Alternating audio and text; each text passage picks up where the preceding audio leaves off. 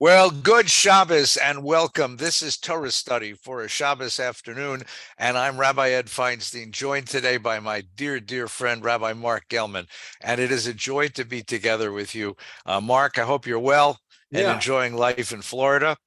I want to let everybody know we're so grateful that you tune in to watch us every week, and it's a real joy for the two of us to schmooze and to share Torah together. It really is the thing we love to do. But we're going to take a little summer hiatus. I'm on my way to Israel. Marc is resting up from his surgery in southern Florida, playing golf, and we're going to take a month off. We're going to take the month of July. So today will be our last session.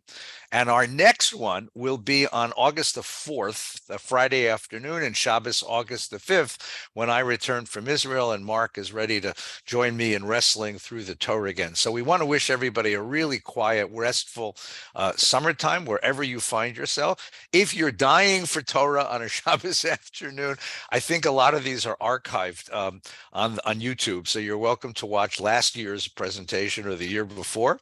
We were younger and had darker hair, but it's still us. And we're delighted to be with you. But do tune in at the beginning of August. We're going to start again, and I'm hoping to spend another year with my dear teacher, Rabbi Gellman, studying Torah and sharing it with all of you. This morning, we are in the darkest part of the Midbar, the wilderness, Marc, the yeah. wilderness of Sinai, the wilderness of the human heart, all of the dark, nasty stuff that lies at the deep heart of the human soul. We are trying to make the trek from Sinai, where the vision was given to us by God, to Canaan, where the vision has to be realized, made real in the world. And what the Torah is trying to teach us about is the human material out of which this sacred society, this holy people has to be made out of. And human beings are flawed. And the book of Bamidbar is a guided tour through the dark side of the human heart, all of its impulses and appetites and desires and reticence. Last week, we dealt with the fear and the misperceptions of the spies and how they discouraged the people Israel from achieving the great dream of a promised land. And this week, we begin the rebellion. It's actually not one rebellion. It's actually three rebellions. It's a rebellion of the Levite class led by Korach, who's Moses' and Aaron's first cousin, against Moses and Aaron for leading the people. It is a revolt of the tribe of Reuben against their authority, and then it's a revolt of the elders against them. And the basic question that they ask is like, who died and made you king? And the answer is, well, God put us in charge. And it's particularly interesting, particularly difficult, because Moses never wanted this role to begin with. He didn't crave authority. He didn't lust after power. He wanted to be a shepherd. Man, I got news for you. I did it. I mean, I was on a kibbutz. Shepherds have it easier than rabbis because sheep do what you tell them to do. Jews, not so much. And so Moses, who's already reticent, already hesitant about assuming this role as the leader of the people Israel, is challenged by his cousin Korach. And the statements that Korach makes to him, they're statements that are profoundly powerful. The rabbis, on one level, the rabbis of the tradition read him as a demagogue. When he says to Moses, look, all this people are holy. What gives you the right to stand above us and give us direction?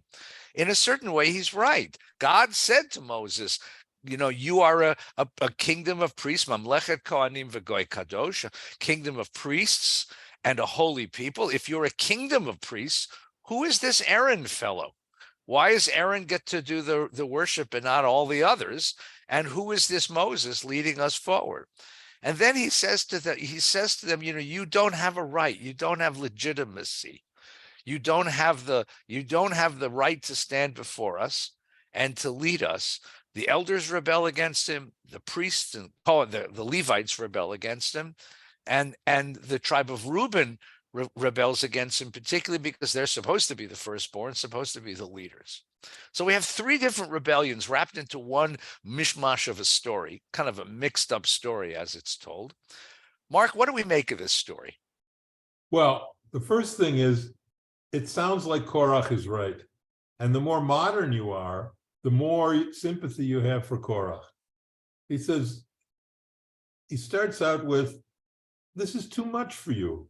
That's his first thing. Rabbi, to Moses, he says, who, like you said, who died and made you king? The whole congregation is holy, and you have usurped the authority over us, and that is that usurpation is immoral and against God's will.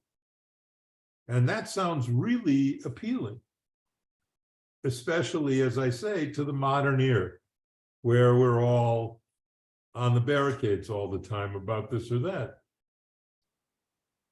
And it takes a while to untangle this Gordian knot.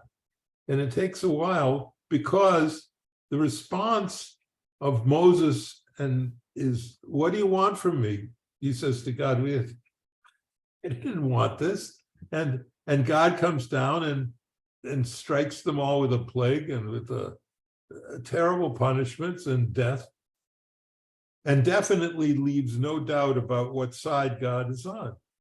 So the basic story is Korach rebels, and God takes the side of Moses against Korach. That's not an appealing story. So we have to figure out who's the villain here. Is Korach right? And in order to figure it out, we have to add another thing. And that is the suspicion, hatred, envy of Moses by the rabbis who came later. It turns out that not everybody was a fan of Moses, as happens with all great people, and there was never a greater one than Moses.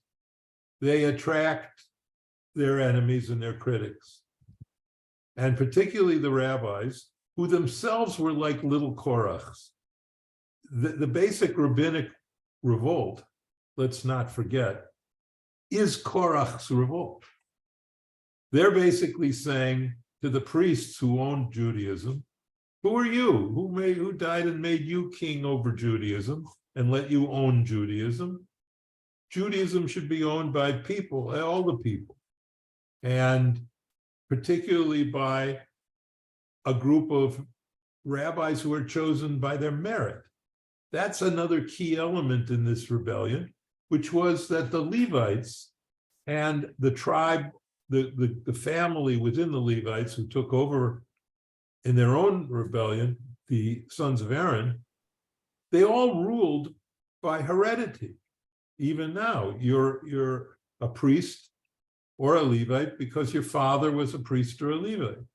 Now, today it doesn't matter because there's no real privileges involved, except the first and second aliyahs in an Orthodox synagogue and taking $5 silver at a pidyon haben. But basically, the rabbis continued the critique of Korach and said, we need an egalitarian Judaism. Now, the rabbis weren't exactly egalitarian, and they took over, and particularly in Eastern Europe, despite the friendliness of Anatevka in Fiddler on the Roof, it wasn't an easy thing to be in a shtetl where the rabbi ruled an iron fist. So the question is, can organized religion have authority figures without distorting the message of the religion? That's the question. And that is as vibrant and real and pressing and frankly irritating a question as it was at the time of Korah. And the question is, what makes for legitimate leadership? Right. What's the principle of authority in a religious community, right? In the Hasidic community, the Rebbe is the one who's closest to God. And you go but that's through... also inherited. Yes. The Hasidic line was an Well, inherited not actually. So you have, that's a very good point. One of the reasons why there were so many Hasidic communities in Eastern Europe was because there were two principles of authority. One was the Talmid Muvhak, the greatest student of the Rebbe. Yeah. He assumed the Rebbe's position upon the Rebbe's death, and the other was his kid, his son. And so, in many cases, you have where the student would the son would assume the Rebbe's mantle, and the student would go to the next community and start his own community, start his own shul. And that's why you get these different sort of sects of Hasidim, because there were these two different competing theories of leadership that went on.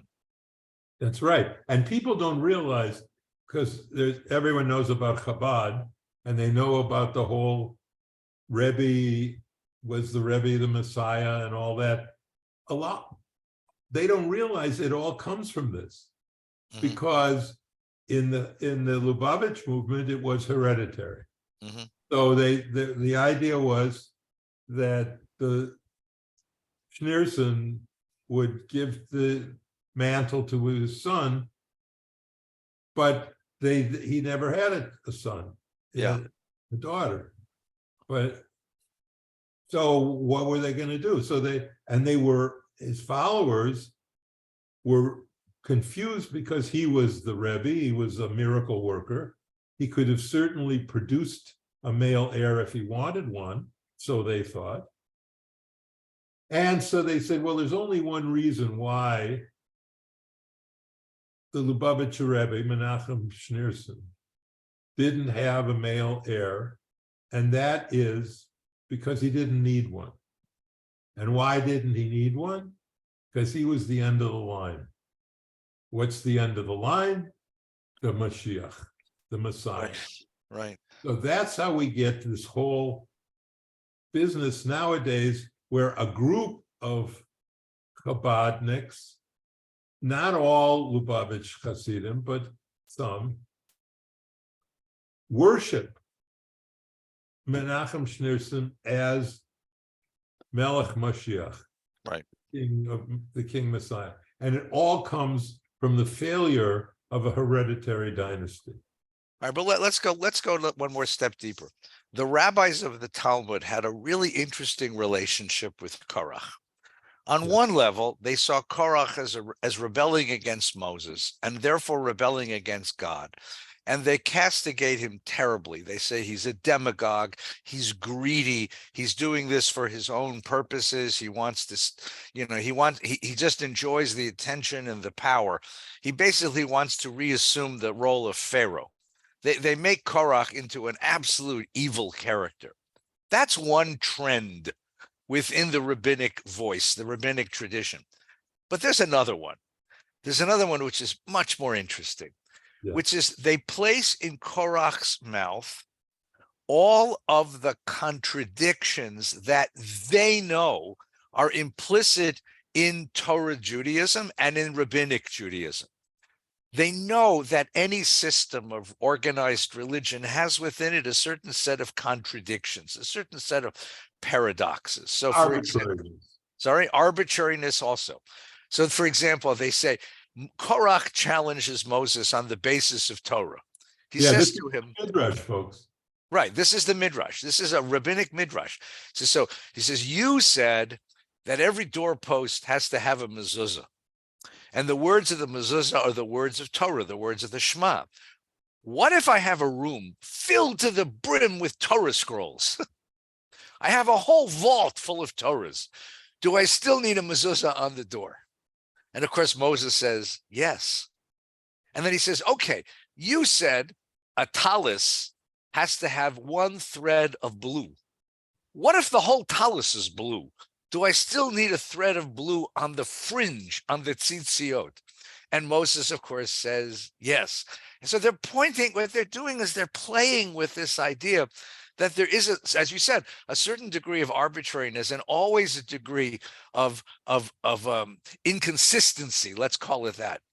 Yes, that's really true. And and let me add to that, not just their unspoken problems with the arbitrariness in the tradition, but also their concerns, and fears that the people would worship Moses, because that he might become, let's face it, they were living at a time of Christianity, and they figured maybe Jews would turn Moses into what Christianity turned Jesus into.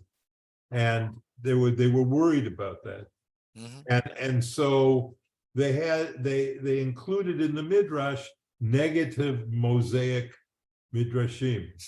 The first and most hostile rabbinic act against Moses, some of you know, and that is that his name is not even included in the Haggadah, where it's a story of Moses taking the people out of Egypt, and his name isn't even in the Haggadah. So, that was one of the things they did. They didn't want Moses and his name to be on the lips of all Jews. And the other is, there's no delicate way to say this, but it was even sexual. There's a midrash that the rabbi said that every man thought that his wife was sleeping with Moses.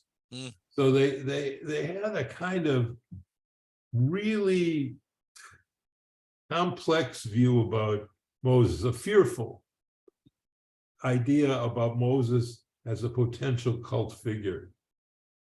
And that all came out in the Midrash.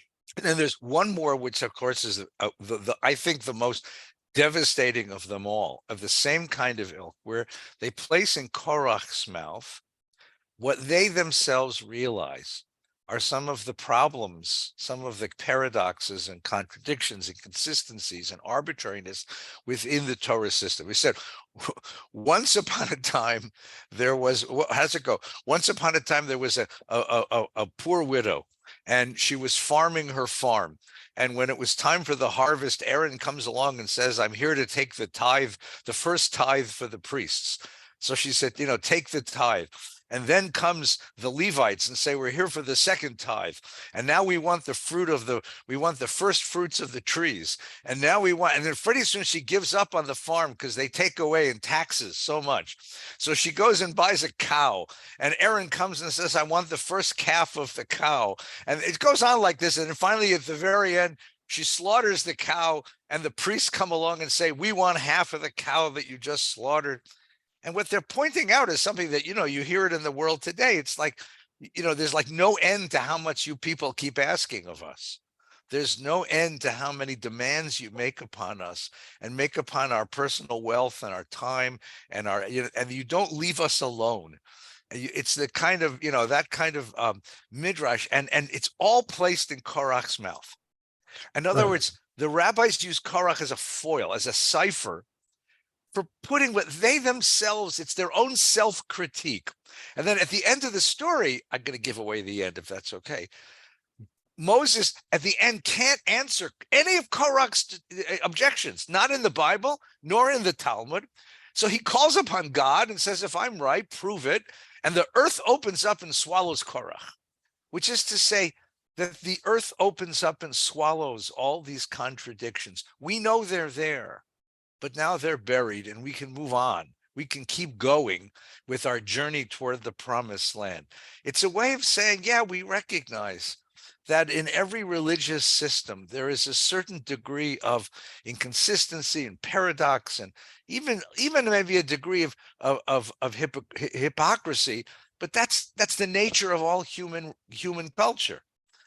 It's our nature of all human culture. We'll bury it, and we'll move on, but we'll tell the story every year when we reach this point in the Torah. Right. But now let me make a little Gellman turn here, and let me do what really no one would expect could be done, but nothing up my sleeves. I'm going to do it. I'm going to defend Moses and God against Korach. Even though Korach has got the good arguments, I'm going to defend Moses and God against Korach. And here's my argument. My argument comes from baseball, all right? Which is strong, because baseball is a holy game. So the argument is this: can you have a game of baseball without umpires? Can you? The answer is no, you can't. You have to have someone to call balls and strikes. You have to have someone to say the runner's out at first base. You have to have someone who can say that's a foul ball. You have to have someone to throw the manager out of the game when he uses bad language. You have to have umpires to run life. You have to have umpires to run religion. And Eddie, like it or not, you and I are umpires. In fact, it says on our ordination certificate, doesn't mean what it used to mean, Yora, Yodin, Yodin, you shall judge, and you have the privilege to make legal halachic judgments because you're a rabbi. And policemen have privileges, and other people, politicians have privileges. In order to run civilized society of any form, not just organized religion, anything, you have to have people who are in charge of the game, and that the rules of the game. And yes, the rules in some cases may be arbitrary. Why do you drive on the right side of the road and suppose the left side, as they do in England? It's arbitrary. But we all agree these are the rules. And with that agreement, we can have an orderly society. What Korach is doing is he's upsetting the orderly nature of society by saying, we can have anarchy, it's fine. And you can't have anarchy. You have to have people who are in charge.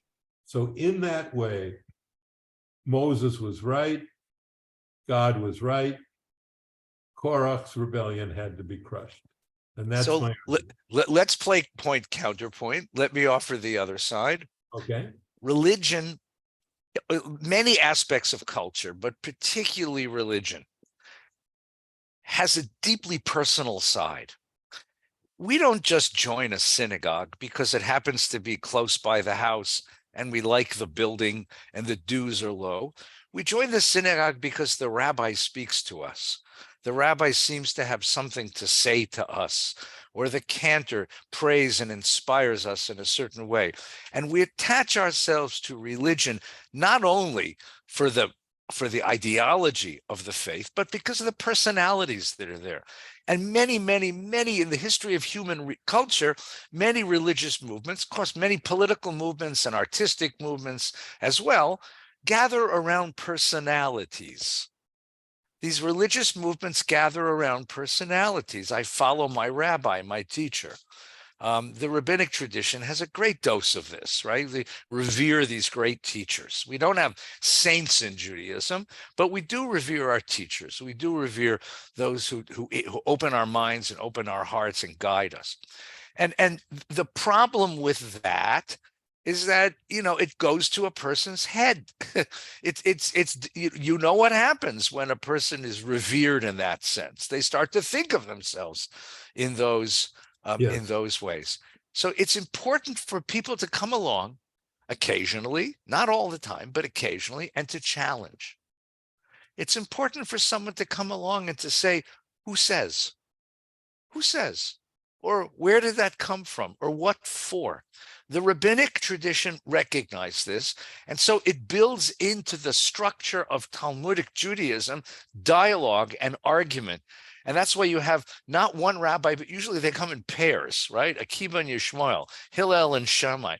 Because it's in order to maintain the humility of the teacher and the teacher's recognition that he or she is human and flawed and subject to all sorts of whims of ego, it's really important to have someone show up once in a while and say, how did you know? How did you get that? How do you know that? What makes you think that? Is there another way? Is there another way? It's a sort of check and balance on the personal side of religious life. And religious life in particular needs this even more than political life, even more than, say, academic life or, the life of ideas, because we tend to absolutize things in religion. We tend to make religious ideas become God's word, which makes them absolute. Religious wisdom has an absolute quality. So there's something very useful, I think, And that's what the rabbis use Korach for. They poke at themselves. They're poking at the grandeur that comes with the authority of being a religious leader. Well, I think that's a very good point, and that's the antidote to it is humility, and you mentioned that. And I think it's instructive that at the end of his life, the one characteristic that is used to describe Moses, of all the things you could say about him, was that he was an onov, that he was a modest man, a humble man. And that is a beautiful eulogy, the best eulogy you could have to a great leader. Yeah. That he had humility. But I still want to push back on it, even though there is a danger that leaders will become megalomaniacs, that we've seen that. The truth of the matter is you still need leaders. You still need organizational divisions in which the police have privileges that other people don't have. They can carry a gun and arrest people. You have to have orderly society. And the only way that works is when people have certain differentiated privileges. This does not mean that umpires are holier than the baseball players. It doesn't mean that the police are holier than the citizenry. It just means they have different roles to play in an organized society. And I think that still is required. And if you look at the weakness of Judaism and the weakness of the American synagogue, I will make the argument that one of the reasons it's weak is that rabbis are not given enough power, that rabbis are not given enough authority.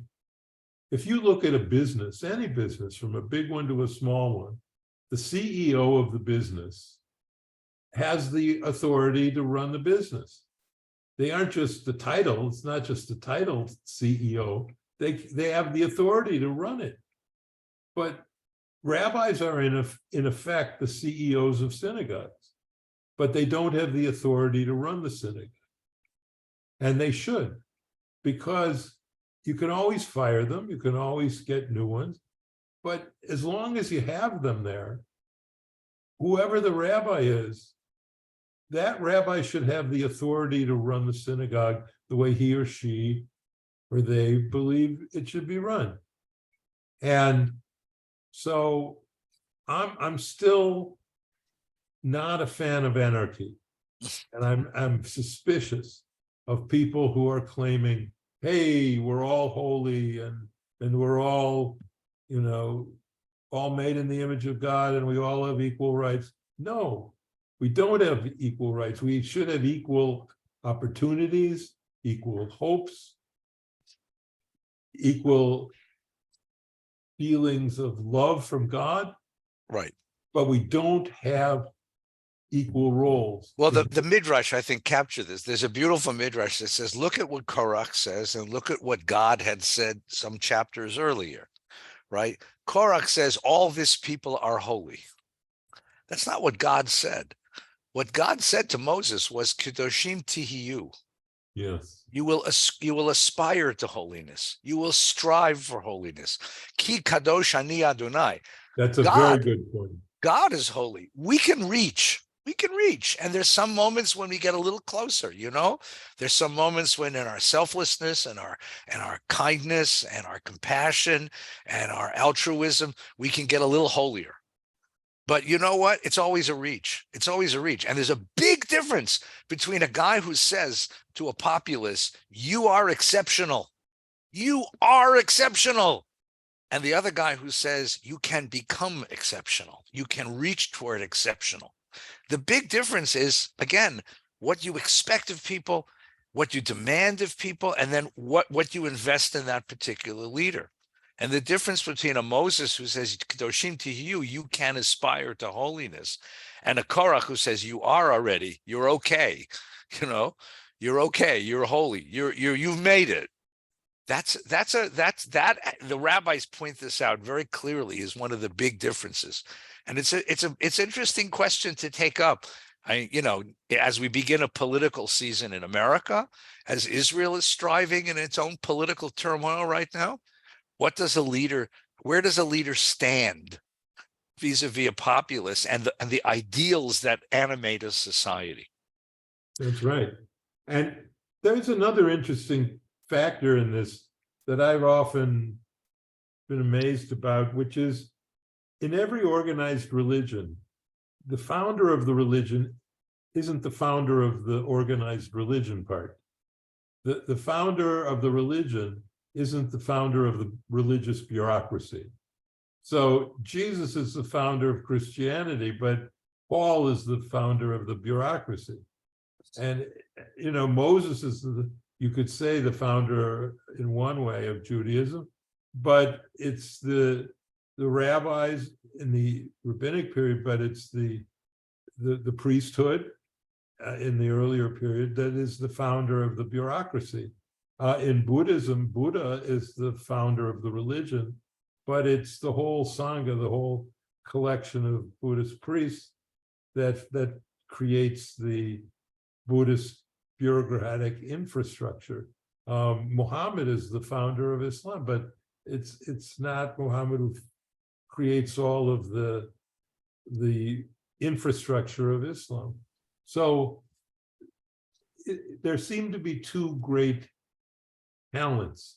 One is the inspirational talent to found a religion, and the second is the organizational talent to make it live in the world. And that's the talent that I think is missing now. We don't have enough people who can run things so that they work.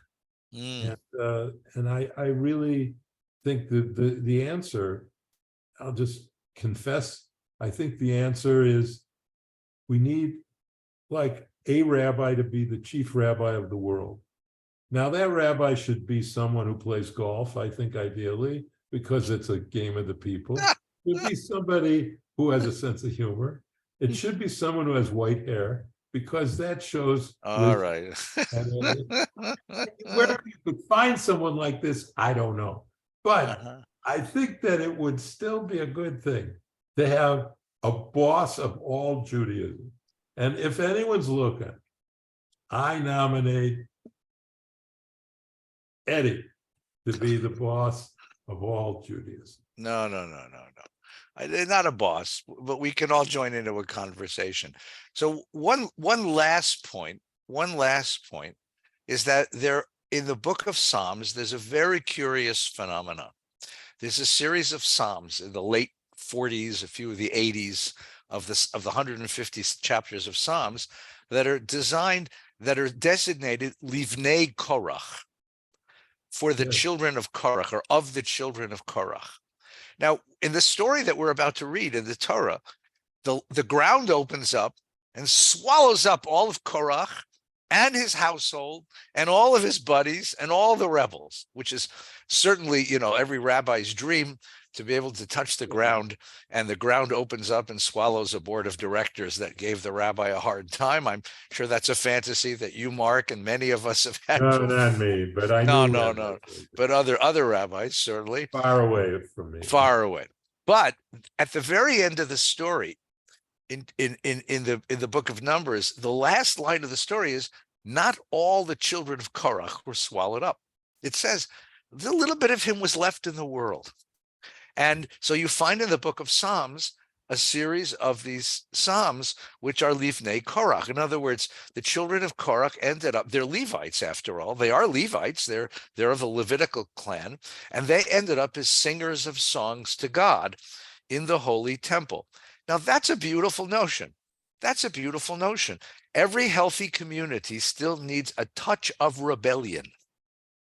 A touch of criticism, a touch of suspicion, a little bit of where'd you come from? Who says? What for? Who made you king? Every community needs a little bit, as long as the people who voice it are people who are singing the song of God.